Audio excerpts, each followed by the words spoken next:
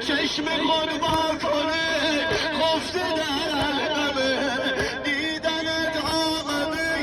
مادر فاطمه